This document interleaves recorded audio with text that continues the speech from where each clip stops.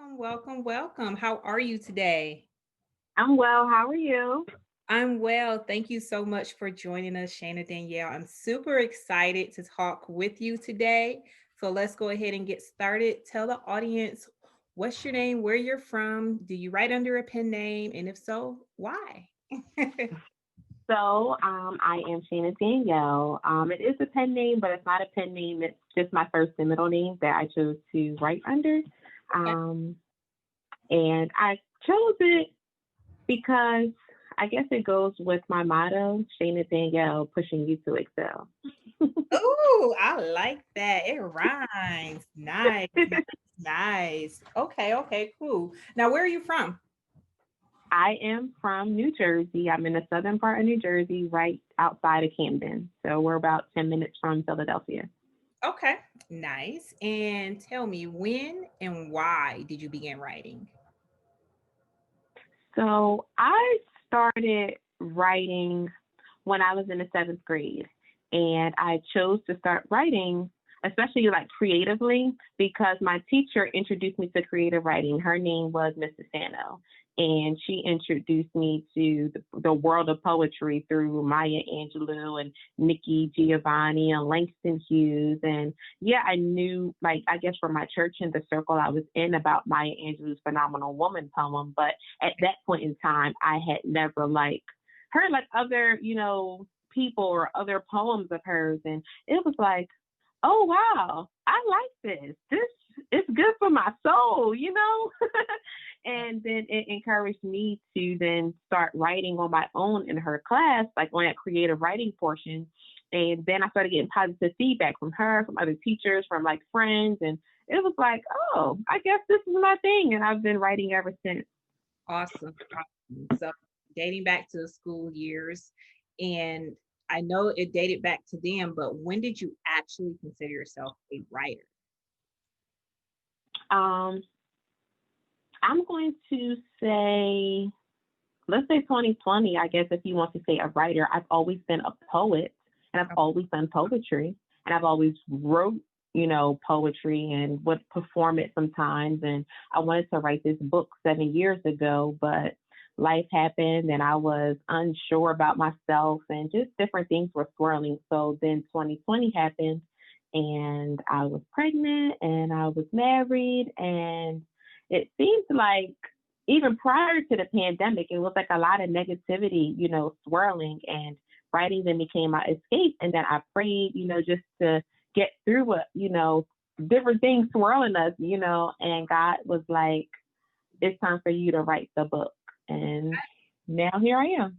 Here we are. Awesome. Congratulations on not allowing negativity to prevent you and to, no matter that it started 7 years ago, is still part of your journey. And I congratulate you on that. Thank you. You're welcome. Now, are you an independent author, self-published, or did you go traditional publishing company? So I chose to self publish.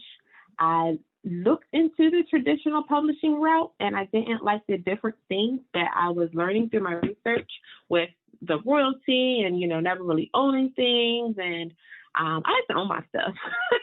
So I chose to self publish. Oh, and then the other thing I learned with traditional publishing is that I would still have to market everything typically on my own. Like sometimes you can get it where they can, provide marketing for you for 30 days or up to 45 days. But then after that, they don't really market for you. So if I still got to market myself, I might as well keep all my coins too. Absolutely. I didn't know that part. I thought that, with the traditional publishing that they automatically marketed you for however long they had the rights to your book. Like, I thought so too. And then I started doing my homework and my research, and I said, oh, let me put my brakes on the traditional publishing route. I'm going to bet on myself. absolutely. But that's why it's so important to do your own research and find out what works best for you. Not, Yeah. everyone's going to have different opinions on that, but you have to find out what works best for you and what you're trying to do with your platform. So I like it. I like it. Now, tell us, I'm excited about this part. What is the name of your book and that you're currently promoting and what's it about? So my debut book is entitled Rise, and Rise is a collection of inspirational poetry, prose, and affirmations. When I introduce my book to certain people and they start to go through my book, they're like, wait a minute, these aren't poems. These are stories. And for me, I felt as though that here lately there's kind of been a shift in like the published work of poetry, not necessarily on the spoken word art form, but the works that are published and that are, popular. And it doesn't remind me the things that I was reading when I was in seventh grade, like Maya Angelou, like Nikki Giovanni, people along those terms. And I said, well, let's get back to that art form. And that's where the first quote in my book was about from Toni Morrison. If there's a book that you want to read and it hasn't been published yet, you must be the one to write it. Absolutely. And I immediately thought of the quote again when you were just retelling the reasons for the inspiration behind the poetry book, because there are so many stories that are being told, but sometimes it's not the story you want to tell. And that's the importance of, having the drive and motivation to put your own work out, because no one's going to tell it how you told it. Yeah. Yep. And, there's so much room for all of us as writers and creators. We all have our own secret sauce. We all have our own way to tell a story. You could be talking about, your seventh grade, growing up as a Black, female. I could be talking about my seventh grade as a Black female, but the way that I'm going to tell the story and the way that you're going to tell the story is going to be different. And we're going to sometimes connect with different people, but that's the beauty of it, just being able to all have our own secret sauce or our own ingredient. And sometimes when we put it all together, we make something amazing. Absolutely. I totally agree with that statement, especially because when I think about reading and the importance of reading different perspectives, because life is all about perspective. And once you start to add multiple perspectives, you have a better, well rounded grasp on what life is, and you can better empathize with others. And I know that's something that you talk about often within the pages of your book, of using empathy and putting yourself in other people's shoes and the importance of it. It doesn't mean that you necessarily have to agree with them, but you understand. And that's important. Yes. Yeah, definitely important. Now, I don't want to go too far into everything that you provided in the book, but I do want to touch on your father and how that helped in your journey in publishing this. Could you touch on that a little bit? So my father, he was a blessed man. And when I was little, my father would be very big on, expressing myself. When the church would have Easter plays or Christmas plays or things like that, where other children would do like the shorter pieces because it was easy. He was always more about you have to push yourself harder and exercise your brain more and memorize something longer. And then don't just memorize it where you're just reading. My mom said, have a great day. He would be like, no, slow down and let's eat your words. My mom said, have a great day. And and he said, you want to bring people in, you want to pull people in whatever it is that you're doing. So then when it came time for me to publish, the book, I went through a couple different rounds of editing and trying to find a cover designer or things like that. But it was more about making sure whatever I put into the book, it was, whether you're reading or whether it's a visual that you see in there, that it pulls you in to whatever it is that I'm talking about. And he pushed that, put that into me. Absolutely. And I love the fact that you acknowledge that. And I do offer my condolences. I know he's no longer with us, but he definitely lives on because he's here in this book forever. Yeah. Now, why did you pick the name of this book? Why did you choose Rise? And, kind of how did you come up with it? So I write on a lot of different topics. Sometimes there are things that I went through. Other times there's things of someone close to me that they went through. And I write for like a healing process. Sometimes it's how I, process the things that I'm dealing with, whether it's a pain or whether it's me empathizing with someone else and trying to process their pain. And in this book, I talk about domestic violence, drug abuse, loving yourself, and how I chose title and I chose a poem in the book, Rise, because I want people to know that regardless of whatever it is that they're going through or wherever they are at in their journey, they can rise above anything. As long as you still got breath in your lungs, you still got, time to rise. Absolutely, because sometimes we think that when we're at that, that last rung, that isn't anything that we can do that's going to make it better. But look at all those rungs above you. Like you may have come Yep. back down. That means you got, all right, let's go back up. And life is a constant cycle of ups and downs. So Hmm. you have to embrace both because they make us who we are. It's a collection of both the ups and downs that makes me who I am. And, Yes. we want to strive, and you use a phrase often to be the best versions of ourselves that we can be. Yes. And that's something that I use often for myself. I want to be the best version of Tracy that I can be. And the word rise is definitely equates to that sentiment. Yeah, sometimes we get lost in becoming the best version of ourselves, especially with, social media today, because we always see what people display. We always see someone else's on stage, and we try to compare our backstage to their on stage. We try to compare our chapter 1 to their chapter 30. You get what I'm saying? And so if we just focus on becoming the best version of ourselves, just every day waking up and just slightly improving somehow to become a better person, you're rising every day. Yes, yes, yes, yes, yes. Keep on talking to me. Okay, okay. Now, I know that we talked about some of this already, but are some of the experiences in Rise based on your own personal experience or someone that you know? So yes, part one, should I say, those first four chapters are all things that directly affected me, and I directly had to, either overcome or recognize. Black poet, that's about me and my journey of embracing just me being a poet, because I would sometimes share my poetry with people that maybe didn't understand, sharing your dream with dream killers. And they would say, "Oh, what are you doing rapping? Oh, what are you doing? What is this that you're talking about?" And it was like, what? And then you transition into Barbie, where I discuss, about loving myself the way I was made, and then also valuing myself and not allowing society or men to dictate, my value. And then you transition into Black is Beautiful, which is a poem where I went through just me embracing the color of my skin, and it's all chocolate melony goodness, True, Melanie.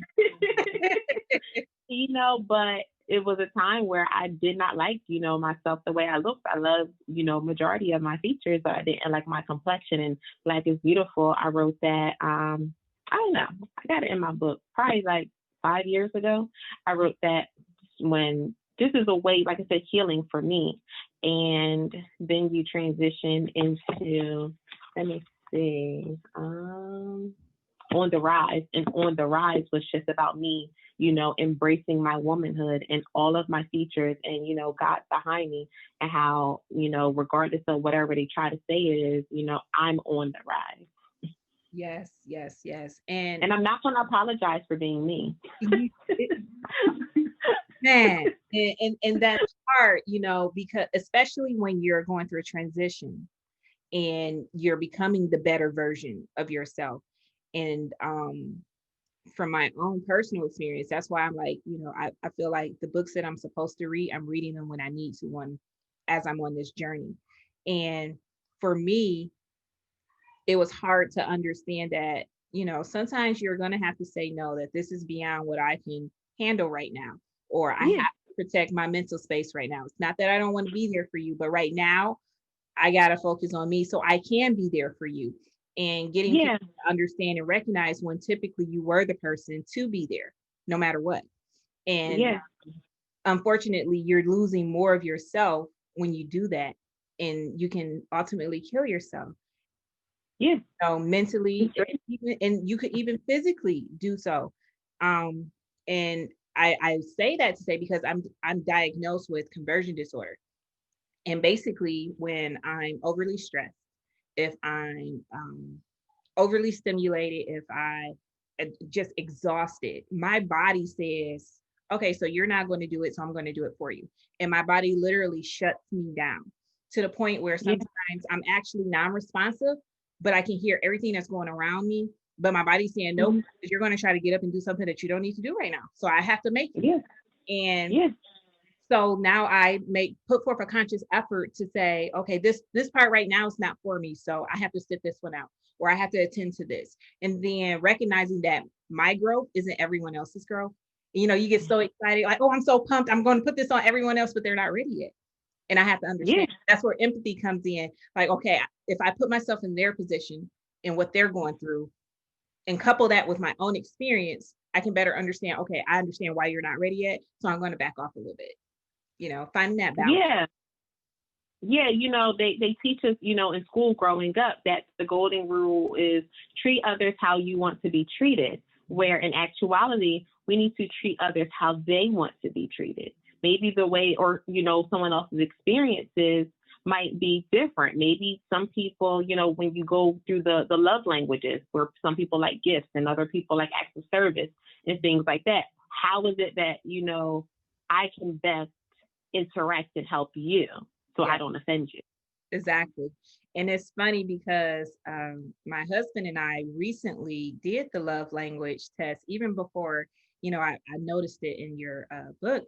And when we looked at it, it's like, you know what, that's exactly what I do like. And he's, and vice versa. That is exactly what you say. And that's what you, so, oh, okay. So it all clicks and comes together that we're all different. We're all individuals. And what I like may not be what you like or how I like to receive it. Like me, I love to read books. Everyone doesn't like to read books, but and Yeah. I get excited about this book and you're looking at me like, girl, this book don't even sound like anything.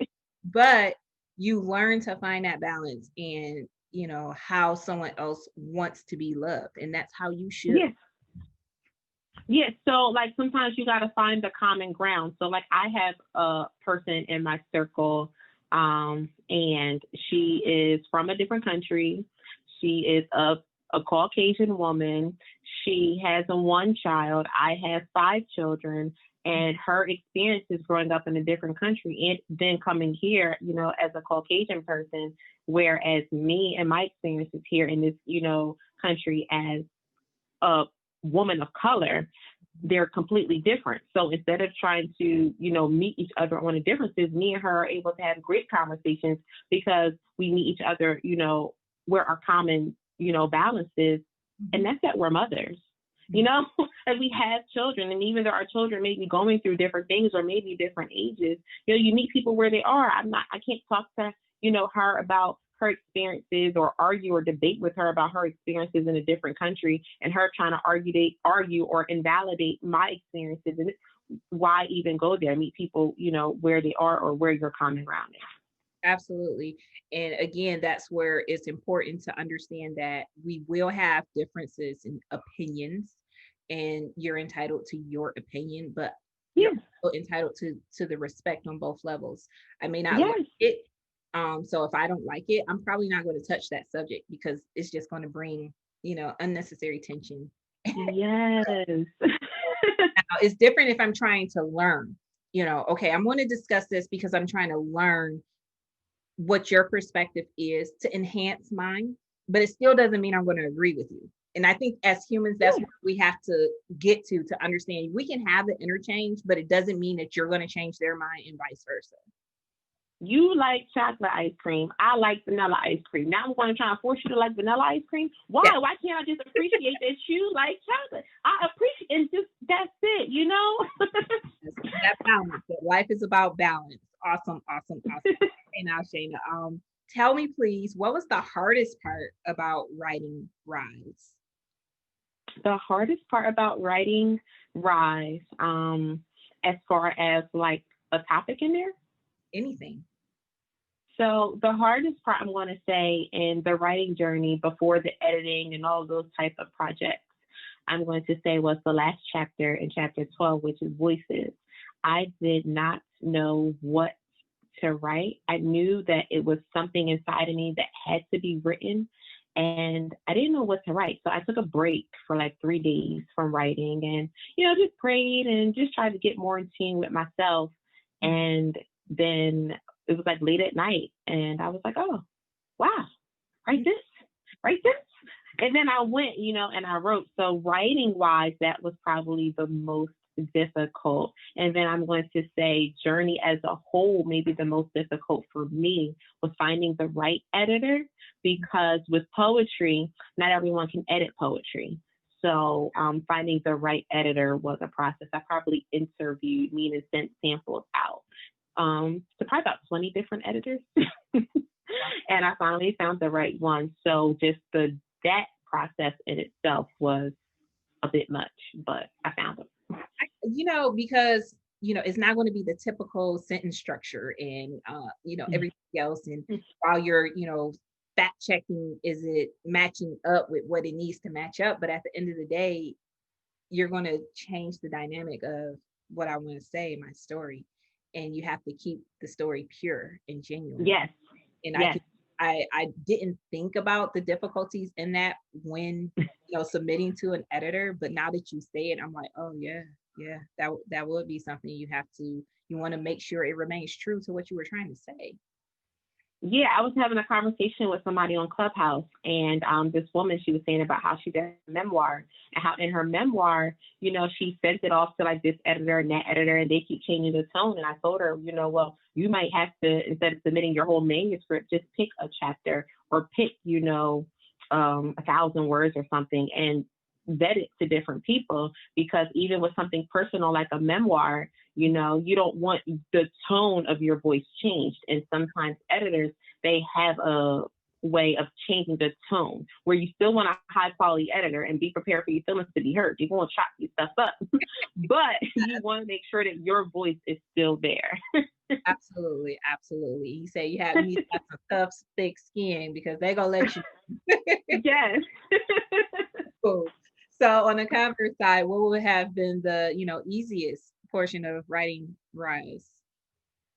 The easiest portion for me was all the other poems, honestly, up until chapter 12. Like, I love writing poetry, even if it's not my story. Sometimes it's easier for me to write other people's stories or something that they went through than my own personal story, because when I had to deal with something that I personally went through, I also have to go through a healing process too. So that was probably the easiest portion, all the poems except chapter 12. Okay, I can see that.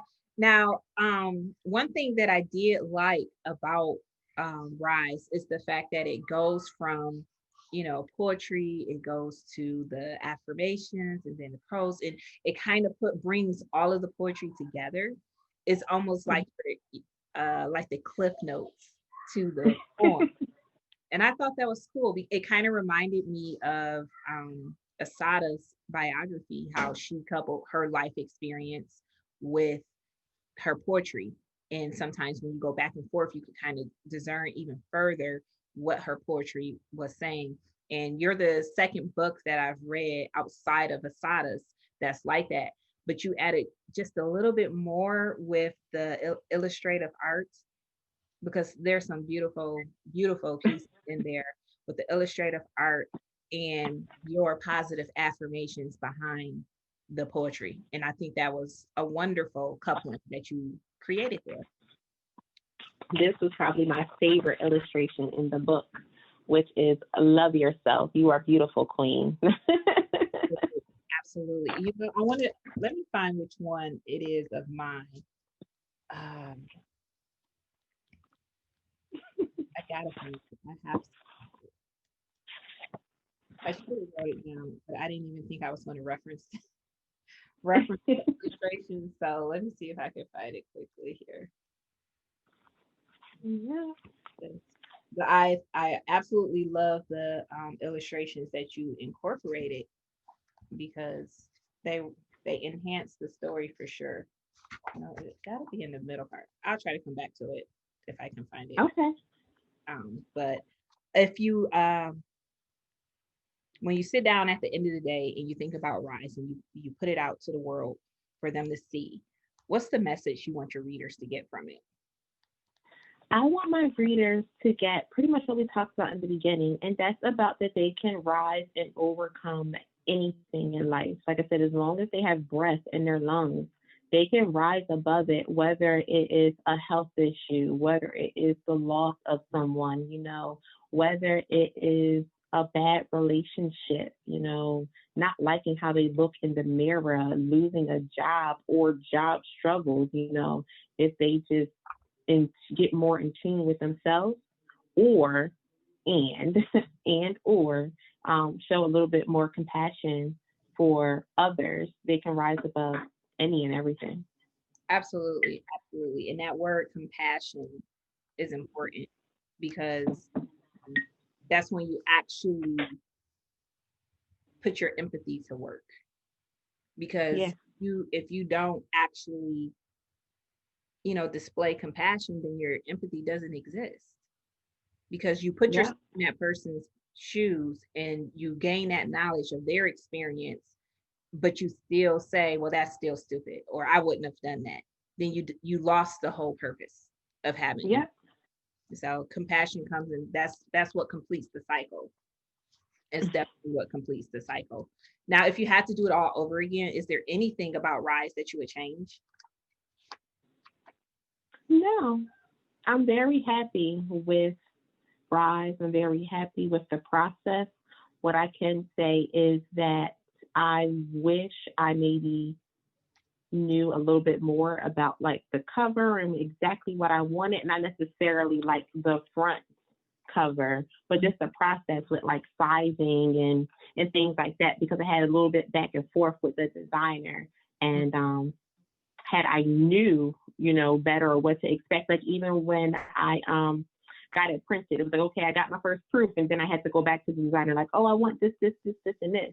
So just being a first time, self-published author, not knowing those things, then yeah. But other than that, I'm very happy with the process. I started putting the book together in April. I had it off for its first round of edits in May, and we did some back and forth things. But I had like a hard copy in my hand in August when I started my pre-orders, because I didn't want to start the pre-orders until I had like a hard copy Yes, in my hand. my baby. Absolutely. So I found the illustration. Oh yeah, Because all of retrain the your words brain. that are collectively placed inside the brain is important because um, my condition is specific to my brain and how I'm processing things. And you have to retrain it. But the point is you can retrain it. Like our Yes. brain is so powerful. We don't even realize that it's working if even when we don't think it's working.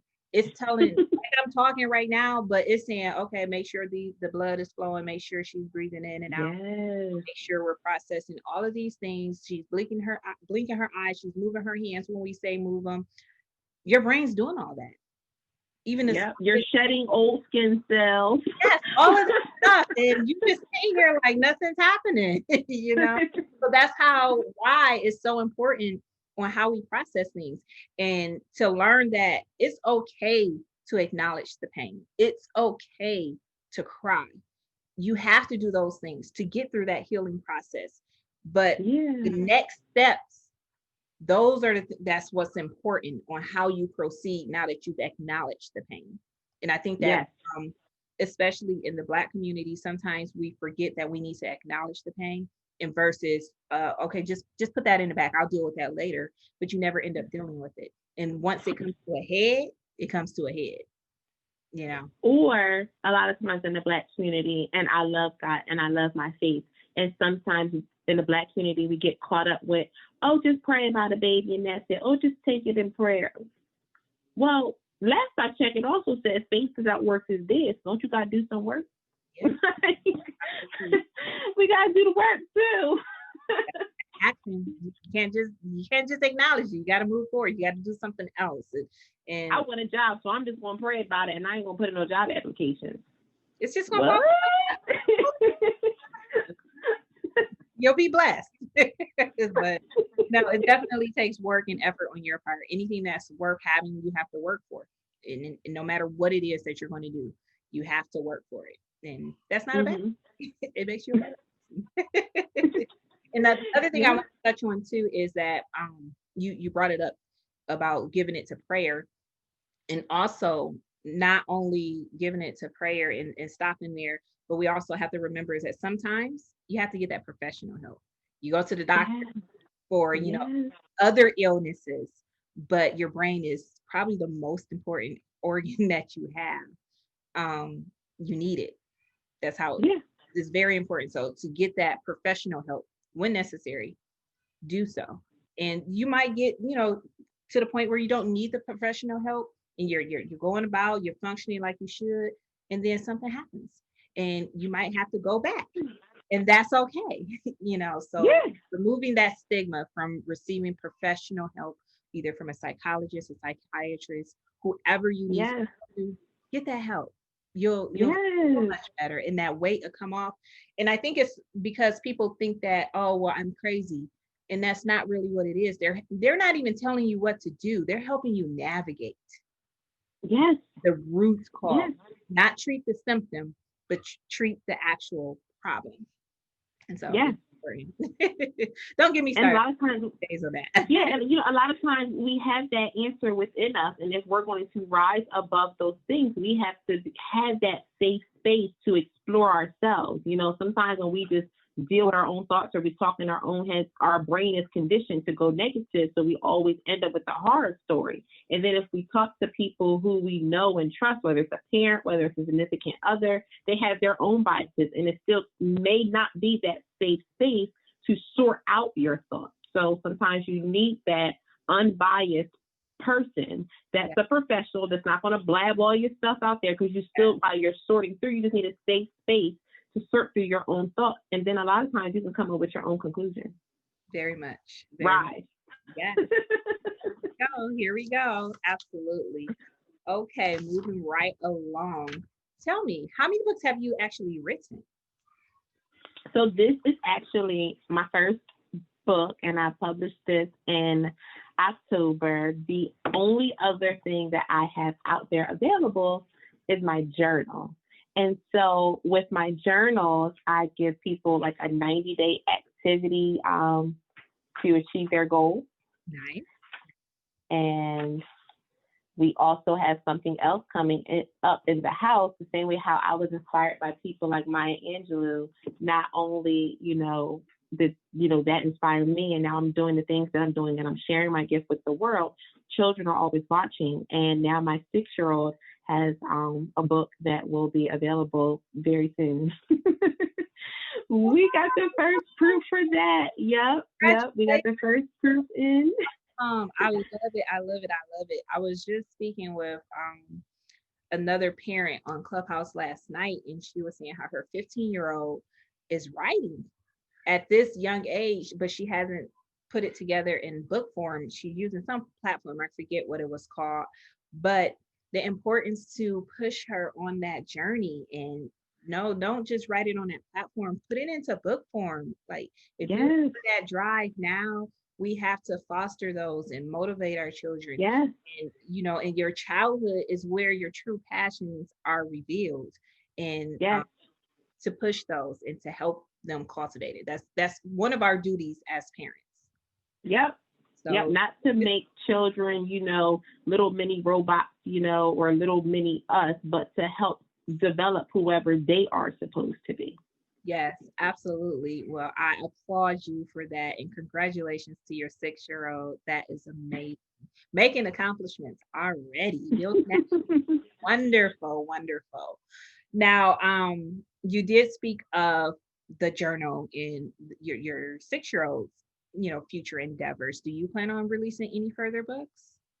Yes, I do. So I have so many unpublished poems that I have written, and so many more that I've like, just been working on over these last few months. So I will compile another type like this because I like this setup with the poems, with the affirmations, with the, stories to add a little bit more context to what I'm talking about. So there will be more, to come in this type of format. I'm excited. I cannot wait. And I always tell my authors that, don't worry, I promise I'm going to write the review, but I have to let it, I have to sit there, marinate, and come back to you because I don't write the typical, oh, it was good, it was bad type of review. But we'll get to that in a minute. But don't worry, it'll be there. It'll be there. Now, Shanna, do you have experience with other writers in the writing community? What do you mean? Like I know there's various, writing groups, like on social media, there's a whole tag for the writing community. If you have questions or looking for feedback, or even just group writing, all types of things. What's your experience, or do you even participate? So I participate in some groups. I haven't done like writing challenges and things like that. I've seen people do those type of exercises. I am on Facebook. I'm in like the Black writers and authors and illustrators and things like that. And I like it more for like a networking thing. And like when I wanted to do my trailer, I first, posted my trailer there to get their feedback and things like that. So I'm a part of that community. And then as far as the poetry community, I mean, that's just like an art, family, and things are slow right now as far as us meeting in person. But just virtually, that whole community, it's amazing. I mean, just the energy and the vibes, and it's like family. You just feel good when you get around, that whole community. Awesome too, because it helps keep you motivated, and because we can be our own worst enemies, but when you have that collective around you that Yeah. they're aspiring to do the similar, not necessarily the same, but similar Yeah. things, reach similar goals, it helps keep that motivation up, that Yes. rah rah team. Yeah. Yes. Yes. Yes. Do you have any advice for other writers? To just write, sometimes we get caught up in the equipment or, the whole, I need to do this, and this, or I need this laptop, or I need this program. And my advice to writers is just to write, the first thing that you write, it might not be good. It might not, but that's okay because you can't get better if you don't write. The more you write, the better you get as you write. And then you get with a editor, and as they start to edit your things, then you learn something each time you go through an editor, and you don't always make the same mistakes that they corrected. So just write. Write, baby, write. Advice. And even I can take it and apply personally because I have the tendency to want to be this perfectionist, and I'm not going to put it out yet until it's just right. It has to be perfect. And with my book club, I think that I, had closed a lot of doors off that I didn't need to. But the moment I just said, okay, you know what, I'm just going to do this. I'm shooting to interview authors. That's going to be my thing. I'm shooting to, share book quotes out of the books I've read and why things spoke to myself. I know everyone's not going to like it, but I know I'm going to reach the people that I'm supposed to because I'll just stop, keep doing, just be me. I'm a nerd. That's fine. There are other nerds out there. They will connect with me. It is almost 8 billion people here. It is somebody that you are going to reach. And it's not just one or two. It's a whole lot of people that you're going to reach. So just start writing and just start creating and then start sharing. Yes. If you keep it inside of you, you got to share. Put it out there. That's selfish. Yeah, that's selfish. Yes. Beautiful, beautiful. Now, let's get a little more personal. What is your favorite book of all time? If you have an answer for that. I don't really have an answer for my favorite book of all time because there are a lot of different books that I like. But in the realm of poetry, we're going to go back to Phenomenal Woman, and maybe it's just because that was the first thing that I was introduced to, maybe, but it also could be the value and the meaning that behind it, and to just love myself, and who I am. And yeah, so my favorite poem, Phenomenal Woman by Maya Angelou. Okay. And I can respect that. And that really just leads into the next question of what spoke to your soul about Phenomenal Woman. So I am a woman, phenomenally, phenomenal woman. That's me. Just that affirmation alone, not even just the other parts, in that poem, but just like, baby, who are you? Baby, I am a woman, okay? Phenomenally. Not just any old regular. I'm a phenomenally phenomenal woman, baby. That's me. Just that affirmation, just that right there, remove everything else, that alone speaks volumes. And sometimes as women, regardless of, our ethnic backgrounds, as women, sometimes we get, told that we're not enough. And even when you look at the whole maybe presidential election 4 years ago, where Hillary Clinton and her, not winning the electoral college, even though she won by 2 million votes, I feel as though that if she were a man, some of the things that they were bringing up and things like that about her, it wouldn't have mattered. But because she was a woman, it's like, oh, we're going to talk about this and this and this and this and this. There's a lot of people in that political realm that got a lot of issues too. But, a lot of times just in the society, it's just like, us as women get, put down, even with the rate of pay, there's still that issue in, the private sector, where sometimes women are getting paid, less than men for the exact same job. So, just embracing who you are. I am a woman, phenomenally. Phenomenal woman, that's me. It's something that, what positive affirmations do for you. And recently I've taken to, when I wake up first thing in the morning, I look at myself in the mirror and I'm like, oh, I see you, girl. Like, that's you. You there.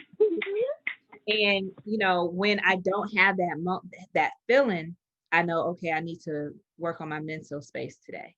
And it's something that when I read Charlemagne the God's book, Shook One, that he talked about what he did in the morning, like, and disconnecting, not picking up your phone, not reading social media. Take time for yourself first thing in the morning to set the tone for the day. So it's something that I'm working toward. Every day's not a good day, but I put forth that effort and to look myself in the eyes and say, I see you. And it makes a difference. I love it. Yes. Yes. That is so important. Yes, it is. And we just forget, like, sometimes you have to remind yourself of who you are. I am a woman, phenomenally. Phenomenal woman. That's me. Absolutely. Yes. Okay. Now, are you currently reading the book now? Am I reading which book? Any book. Oh, right now, no. I took a break just till February because there's a couple projects that I need to finish. And if I get lost in a book right now, I'm not going to finish these projects. I got my baby girl book that we got to finish. I have to finish the mastering of my audio book so I can release that. Yes, audiobook for Rise is coming soon. Now, are you speaking it yourself? Yes. Yeah. Okay, I see. Oh, yes. So it's me, and then just doing the research, because one of the reasons why I've kind of had a delay with releasing it is I'm not exactly sure whether I just want to stick with Audible or if I want to go a different, like Find Away Voices and have it everywhere. So I might take a poll and see how many people just listen to Audible, and maybe just try that for a year. So it's just what platform I'm going to release it on as well. So again, since it's my first time, still doing research. But as soon as I'm done these two projects, then I'll be ready to dive into another book. Well, congratulations on taking your book to another platform. And it increases your ability to reach even more people. And I feel that your collection of poetry is something that the everyday person can relate to. And I absolutely recommend purchasing and reading it. And if you have it, once it comes out on Audible, I would have to go back through and listen to it again so I can feel, your inflections and your tonation changes and it's going to vary from my emphasis. So I would love to hear you speak these words as well. Awesome. No. Thank you. Okay, now, do you have anything else specific you want to say to not only your current readers, but your future readers also? We want to share Rise. Rise. You can rise. Yes, it seems you're on the bottom right now, making it out. You just don't see how, but what is a diamond before it is refined? Coal. Something black and ugly, not even worth a dime. But then it goes through a metamorphosis like how a caterpillar turns into a butterfly. There is a reasoning for your suffering, although you may not yet understand why. But you can rise. Rise to become everything they said you couldn't be. Rise to become a person they no longer pity. From a seed, flowers do grow, but they must be cared for or their beauty will never show. Just as a rose, lily, or lilac, growing out from nothing, that's something. You got to try that. The pain that you felt was never meant to break you, but to take you higher. It was meant to shape you. You can rise. Don't let the stereotypes keep you oppressed. Show the world you can do it. Give them your best. But don't do it for them. Baby, do it for you. No need to sit around singing the blues because you can rise. Write down your goals and reach for the sky because you can rise. It won't happen on its own. You've got to try, but you can rise. Say it. I can rise. Say it. I will rise. Come on. Let's all rise. Rise, rise, rise.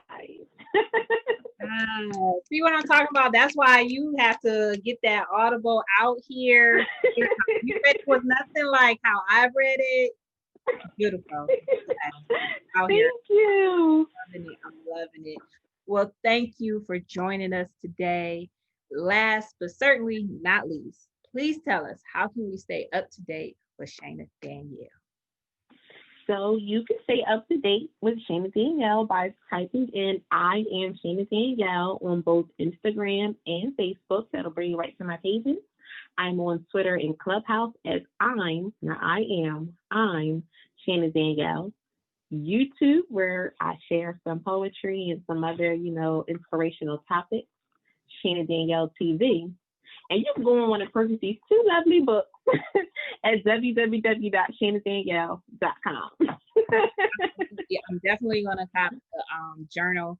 I started another journaling project where, through positive affirmations and such, that in meditation, that I immediately journal afterwards. So that's like a 63-day program. I'm a little more than halfway through with that one. So I guess I got another one on the way.